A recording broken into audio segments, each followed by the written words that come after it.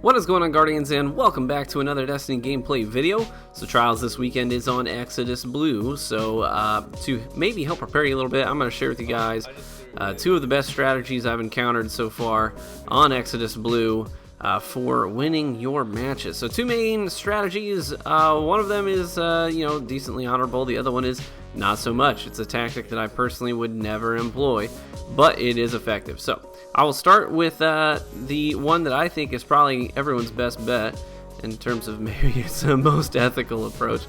But this is basically the play for a pick followed by a three-man push strategy.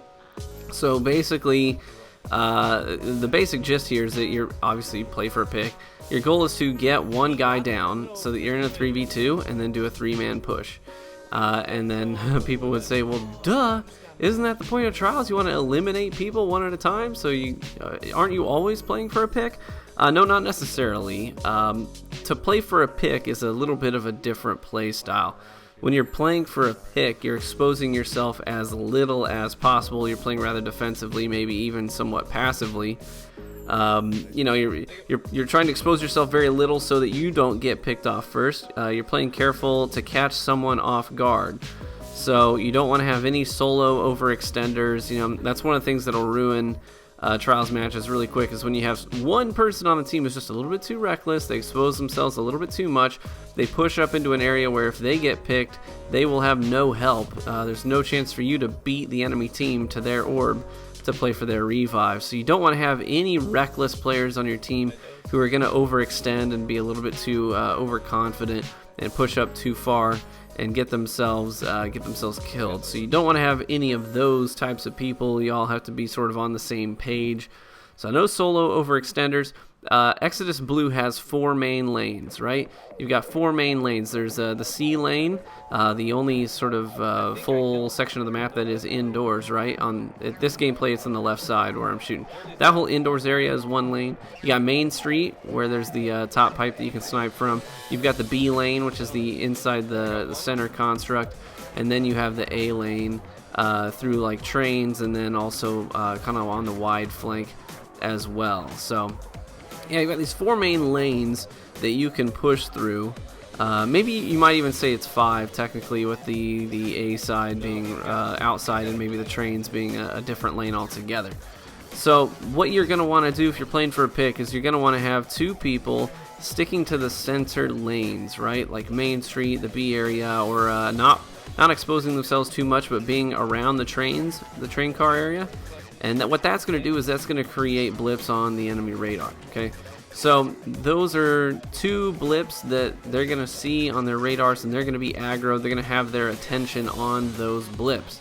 And what that's going to do is it's going to free up your solo person to go on a wide flank on one of the two widest lanes and potentially catch somebody off guard, where they're aggroed on the two blips towards the middle. They're not looking at the sides yet, and you come up a little bit further off radar potentially and get yourself a nice pick from a distance. So your solo person, your flanker, you're going to want that person to most likely your two best bets. I'm not saying that you can't do it with different setups, but your best bet is to have them either be a hand cannon sniper user or a pulse shot user, because you want them to be able to with a sniper, obviously they just have to have one well-placed shot to get a nice pick, and then you can do a three-man push. If they're using a pulse rifle, especially like a Clever Dragon or a Grasp of Moloch, what you can do is they don't have to be super exposed. You just have to get a few quick bursts off that are accurate, and then you'll be okay. So you definitely, I would encourage you, if you're going to do that approach and you want to have your one person that's on the flanks, you want to pick the person that has the best primary shot, because sometimes what you're going to run into is that there's always a risk that that person who's solo is going to run into someone else on their flanking route. I mean, other people do the strategy all the time, so you may actually have someone from the other team who's trying to do the exact same thing, and you guys pick the same lane. And then you've got them in a 1v1 scenario where you're not, the rest of your teammates aren't close enough to offer much assistance. So you're going to want to have someone who has pretty good primary skill while the other two are holding down lanes, kind of deterring a push. So callouts are also hugely important, because that person who is on the flanking route may have to just double back really, really quickly and offer assistance. If the other team just is a warrior team and they send 3 just hard and fast, and your teammates need you to come back, you need to be able to do that pretty quickly. So definitely callouts are a huge deal no matter what kind of a strategy you're employing. But it's important that you all be on the same page and understand what the strategy is beforehand. That way there's not a lot of like, sometimes on teams you get that one person who's just barking out orders and people tend to not respond well to that. Well, if you're all on the same page, you don't need anyone barking orders anyways.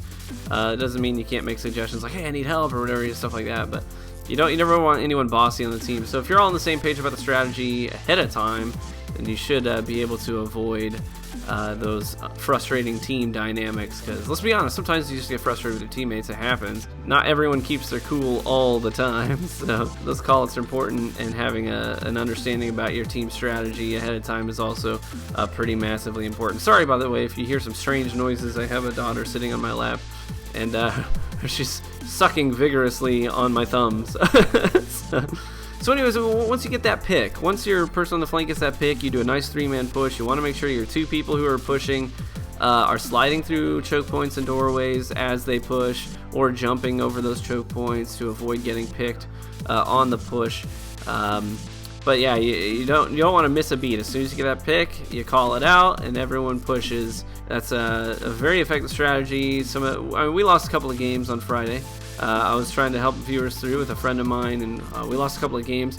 And the teams that we the teams that beat us were doing these strategies: either play for a pick and then a 3-man rush. They did that. A couple of teams that beat us did that, and then one team that beat us did the other strategy that I'll get to right now. And that is very, very short and simple. Camp inside the C area with Scories. Camp inside the C area with Scories. Use triple shotties and lock down the doorways, and just kind of sit in there, build your super energy, run max intellect. You're not going to be needing to use your equipment quite as much anyways, because you're going to be playing pretty slow and passive. One team that beat us, we outslayed them 2-1, but they beat us because they camped for supers and dropped super after super after super that game and beat us 5-4. It's kind of frustrating, but so it can be beat. You just have to be really intelligent about the way that you play against it. But that's the other strategy, the one I wouldn't suggest it to use. So that's what I would say on Exodus Blue. Hopefully that's helpful for you guys. Hopefully I'll catch you there on Exodus Blue in Trials of Osiris. Peace.